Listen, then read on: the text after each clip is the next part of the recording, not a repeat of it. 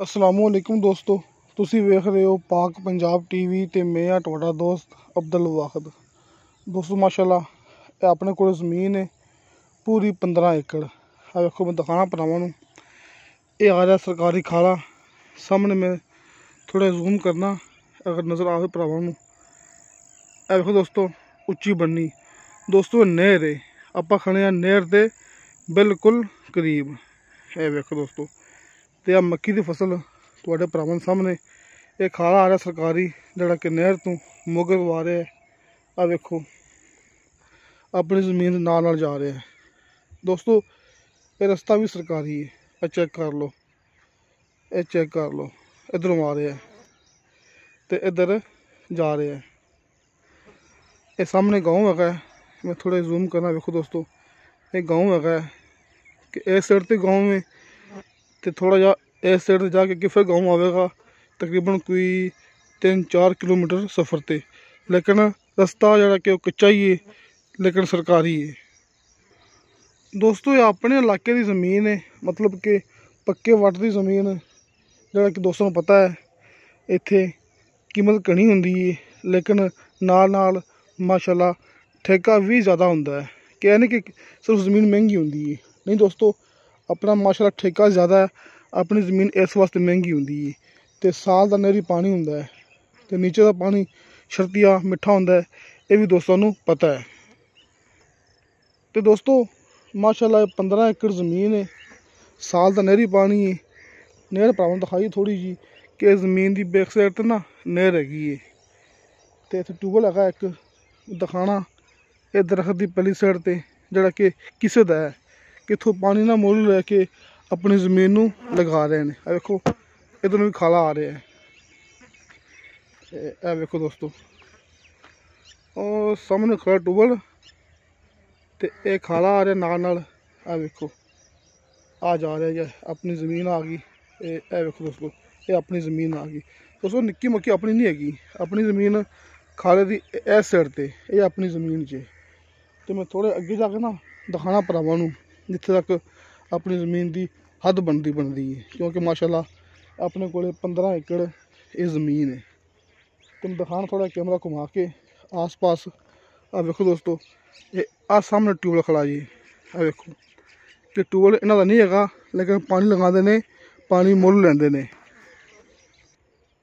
दोस्तों मैं तकरीबन कोई दरम्यान च आ गया। वेखो यह मकई सी तो यही ज़मीन से अपने को और सामने खड़ा होकर मैं कितने दरख्त है इनकी ज़मीन की वीडियो शुरू की सी मैं। तो सामने ट्यूबवेल है जो आप दोस्तों को पहले भी दिखा चुके हैं। तो रस्ता सरकारी दोस्तों के सामने। आ वेखो दोस्तों ये मकई है अपनी तो रस्ता है।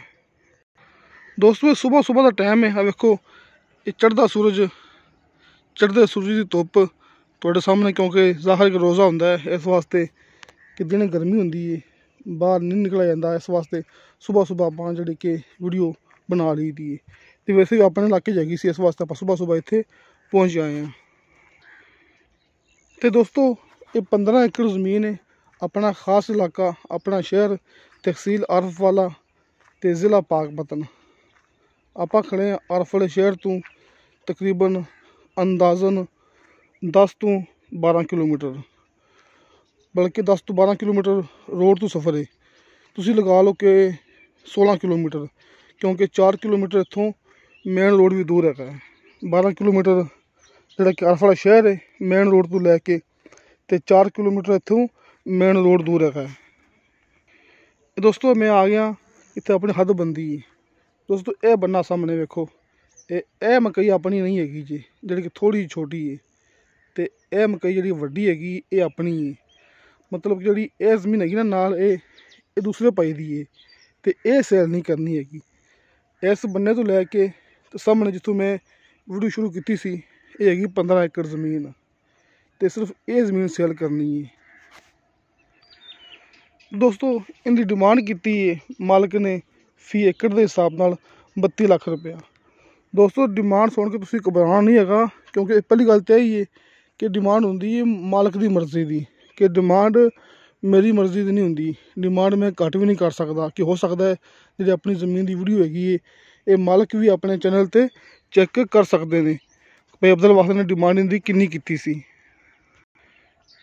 ਤੇ ਬਾਕੀ ਦੋਸਤੋ ਜਿਹੜੀ ਠੇਕੇ ਦੀ ਗੱਲ ਹੈ, ਠੇਕੇ ਵੀ ਹੁਣ ਤੁਸੀਂ ਬਿਲਕੁਲ ਬੇਫਿਕਰ ਹੋ ਜਾਓ, ਕਿਉਂਕਿ ਠੇਕਾ ਆਪਣੇ ਇਲਾਕੇ 'ਚ ਮਾਸ਼ਾਅੱਲਾ ਜ਼ਿਆਦਾ ਹੀ, ਉਹ ਆਪਾਂ ਨੂੰ ਪਤਾ ਹੈ ਕਿ ਕਮ ਸੇ ਕਮ 1 ਲੱਖ ਰੁਪਇਆ ਦੋਸਤੋ 1 ਲੱਖ ਤੋਂ ਸ਼ੁਰੂ ਹੋ ਰਿਹਾ ਹੈ। 1,10,000, 1,20,000, 1,30,000 ਤੱਕ ਮਾਸ਼ਾਅੱਲਾ ਆਪਣੇ ਇਲਾਕੇ 'ਚ ਠੇਕੇ ਜਾ ਚੁੱਕੇ ਨੇ। ਵੈਸੇ ਤਾਂ ਆਪਣੇ ਅਰਫ ਵਾਲੇ ਤਹਿਸੀਲ ਦੇ ਵਿੱਚ ਕੁਛ ਰਕਬੇ ਐਸੇ ਵੀ ਹੈਗੇ ਨੇ ਜਿੱਥੇ ਠੇਕੇ ਹੈਗੇ ਨੇ ਤਕਰੀਬਨ 60,000 ਰੁਪਇਆ ਫੀ ਏਕੜ ਦੇ ਹਿਸਾਬ ਨਾਲ। ਲੇਕਿਨ ਕੁਛ ਇਲਾਕੇ ਜਿਹੜੇ ਉਹ ਇਲਾਕੇ ਹੁੰਦੇ ਨੇ ਉਹ ਆਪਾਂ ਭਰਾਵਾਂ ਨੂੰ ਪਹਿਲੇ ਹੀ ਦੱਸ ਦਿੰਦੇ ਹੁੰਦੇ ਹਾਂ। ਦੋਸਤੋ ਇਹ ਰਸਤਾ ਹੈ, ਆਪਾਂ ਇੱਧਰੋਂ ਆਏ ਸਾਂ ਅਤੇ ਇਹ ਰਸਤਾ ਜਾ ਰਿਹਾ ਹੈ। ਅੱਗੇ ਗਾँव ਹੈਗਾ ਹੈ ਤਕਰੀਬਨ ਕੋਈ 4-5 ਕਿਲੋਮੀਟਰ ਸਫ਼ਰ ਤੋਂ ਬਾਅਦ, ਲੇਕਿਨ ਰਸਤਾ ਕੱਚਾ ਹੀ ਹੈ। ਅਤੇ ਇਸ ਸਾਈਡ 'ਤੇ ਵੀ ਤਕਰੀਬਨ ਆਪਾਂ ਨੂੰ 3-4 ਕਿਲੋਮੀਟਰ ਸਫ਼ਰ ਕਰਨਾ ਪੈਣਾ ਮੇਨ ਰੋਡ ਤੱਕ। ਅਤੇ ਨਾਲ ਮੈਂ ਆਖਰ 'ਤੇ ਭਰਾਵਾਂ ਨੂੰ ਸਿਰਫ ਇਹੀ ਦੱਸਣਾ ਹੈ ਕਿ ਮੇਰੇ ਮਾਸ਼ਾਅੱਲਾ ਕਈ ਪਠਾਨ ਦੋਸਤ ਹੈਗੇ ਸੀ, ਆਪਣੇ ਪਠਾਨ ਭਾਈ ਹੈਗੇ ਸੀ, ਉਹ ਇਤਰਾਜ਼ ਕਰਦੇ ਸੀ, ਕਮੈਂਟ ਕਰਦੇ ਸੀ, ਮੈਸੇਜ ਕਰਦੇ ਸੀ ਕਿ ਭਾਈ ਅਬਦੁਲ ਵਾਹਿਦ ਸਾਨੂੰ ਤੁਹਾਡੀ ਪੰਜਾਬੀ ਜ਼ੁਬਾਨ ਦੇ ਵਿੱਚ ਸਮਝ ਨਹੀਂ ਆ ਰਹੀ। ਉਹਨਾਂ ਵਾਸਤੇ ਮਾਸ਼ਾਅੱਲਾ ਇੱਕ ਇਹ ਕਿ ਨੀਚੇ ਡਿਸਕ੍ਰਿਪਸ਼ਨ ਦੇ ਵਿੱਚ ਤੁਹਾਨੂੰ ਇਹੋ ਵੀਡੀਓ ਮਿਲ ਜਾਏਗੀ। ਇਸੇ ਵੀਡੀਓ ਦਾ ਲਿੰਕ ਇਸ ਮੂਵੀ ਦੀ ਡਿਸਕ੍ਰਿਪਸ਼ਨ ਦੇ ਅੰਦਰ ਮਿਲ ਜਾਏਗਾ, ਜਿਹੜੀ ਕਿ ਆਪਣੀ ਵੀਡੀਓ ਆਪਣੀ ਜ਼ਮੀਨ, ਇਹੀ ਜ਼ਮੀਨ ਤੁਹਾਨੂੰ ਮਿਲੇਗੀ ਉਰਦੂ ਜ਼ੁਬਾਨ ਦੇ ਵਿੱਚ। ਦੋਸਤੋ ਮੇਰੀ ਜਿਹੜੀ ਮਰਜ਼ੀ ਜ਼ਮੀਨ ਦੀ ਵੀਡੀਓ ਹੁੰਦੀ ਹੈ ਤਕਰੀਬਨ ਕੋਈ ਜਿਹੜੀ ਕਿ 1 ਮਾਹ ਤੋਂ ਬਾਅਦ ਬਣਾਈ ਗਈ ਹੈ, ਉਹਦਾ ਨੀਚੇ ਲਿੰਕ ਲੱਗਿਆ ਹੁੰਦਾ ਹੈ ਉਰਦੂ ਜ਼ੁਬਾਨ ਦੇ ਵਿੱਚ ਡਿਸਕ੍ਰਿਪਸ਼ਨ ਦੇ ਵਿੱਚ। ਅਤੇ ਦੋਸਤੋ ਤੁਹਾਨੂੰ ਸਾਡੀ ਵੀਡੀਓ ਪਸੰਦ ਆਵੇ, ਸਾਡੀ ਵੀਡੀਓ ਲਾਈਕ ਅਤੇ ਸ਼ੇਅਰ ਇਹ ਜ਼ਰੂਰ ਕਰੋ ਅਤੇ ਆਪਣੇ बेहतरीन जे कमेंट से लेके भेजो। इंशाअल्लाह ताला बशरते ज़िंदगी बफजल खुदा मिलांगे अगली वीडियो ते। अल्लाह हाफ़िज़। दोस्तों इस ज़मीन की वीडियो मैं बनाई मौके ते खलो के आवाज़ भी मैं मौके ते रिकॉर्ड की है। इंशाअल्लाह मिलांगे अगली वीडियो ते। अल्लाह हाफ़िज़।